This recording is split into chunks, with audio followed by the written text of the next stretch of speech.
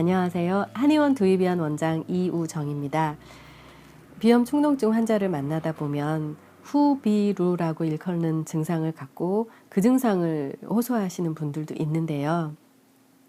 후비루는 어떤 증상이냐면 이제 이게 사람 옆모습인데요. 이 부분에 눈이 있고 여기가 코고요.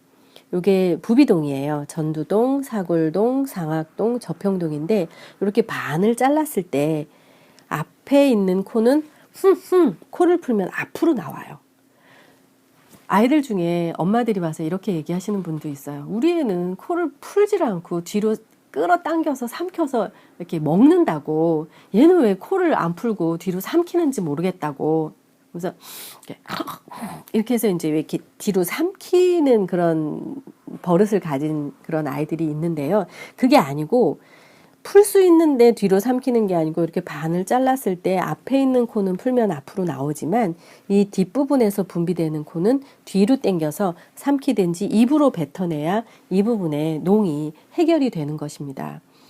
그래서 이 부분에 이렇게 농 있는 것도 비염 축농증 이렇게 비점막을 사열하고 부비동 공간을 확보하는 그 석션의 방법으로 치료를 하게 되는데 이 후비루의 증상은 특별히 이 부분 보이시죠? 이 부분이 비후에서 분비물이 생기면서 뒤로 넘어가게 되면 밤에 자려고 누우면 코가 목 뒤로 계속 넘어가면서 기관지를 자극하게 되고 이 후두 부분을 자극하게 되면 잦은 기침을 하게 됩니다.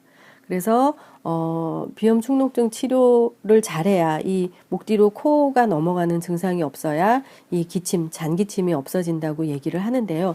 이 후비루 증상이 처음 감기 걸려서 나타날 때는 약을 써도 비염 축농증 치료하는 거하고 똑같이 약을 써서 잘 치료되는 그런 경우도 있지만 이것이 비염 축농증이 계속 재발이 되면서 반복을 하게 되면 이 후비루의 증상도 계속 지속적으로 남아있게 되는 것이 문제라고 할 수가 있습니다.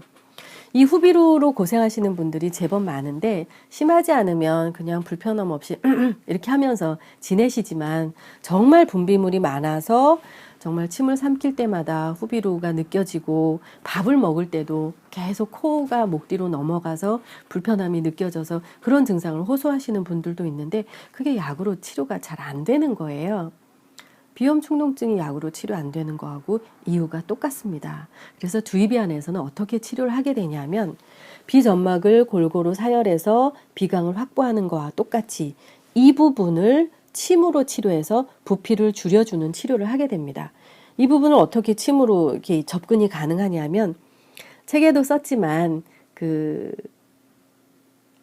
파노라마 침이라고 입천장에 직접적으로 침을 놓는 그런 치료 방법이 있습니다. 그래서 아하게 해서 이렇게 침을 놓게 되면 입천장을 관통해서 이렇게 침을 놓게 되면 이 부분에 부기가 빠지는 그런 침 치료를 할 수 있게 되더라고요. 그래서 그 방법으로 이 부분에 부피를 줄여주는 방법으로 분비물을 줄여서 후비루를 치료하고 있는데요. 물론 약을 써서 쉽게 치료되는 경우도 있지만 계속 지속적으로 후비루 때문에 삶의 질이 떨어지시는 분들은 두이비안의 침치료 방법을 생각해 보실 수도 있습니다. 제가 치료하면서 후비루의 증상을 참 치료하기가 어려웠어요.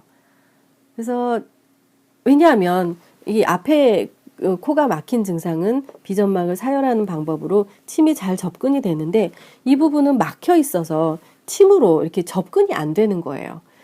근데 궁리를 하다가 아이디어를 얻었는데 입천장을 통해서 이 부분을 치료할 수 있게 되면서 후비루로 고생하시는 분들, 그러니까 이 부분이 부어 있으면 이렇게 분비물이 계속 생기거든요. 후비루로 고생하시는 분들도 성공적으로 잘 치료할 수 있게 되었답니다.